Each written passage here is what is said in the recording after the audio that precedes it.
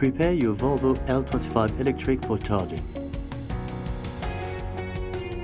Wait until the yellow status LED on the fast charger lights up and keeps flashing. Park the machine close to the fast charger. Make sure the ignition key is in position 0. Check that the battery disconnect switch is in the on position and make sure the handbrake is activated and that the rear hood remains closed during the whole charging time. Take the charging cable, remove the plug cover and connect the cable to the machine. Press the switch on the left inside the charging compartment.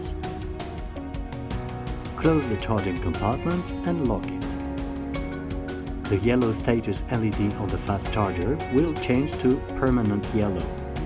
It then goes into the flashing green and finally permanent green.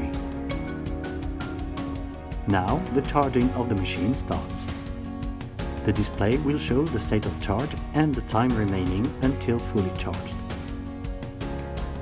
To interrupt or finish the charging, open the charging compartment and press the charging switch again. Disconnect the cable from the machine, put the cover back in place and finally close the charging compartment.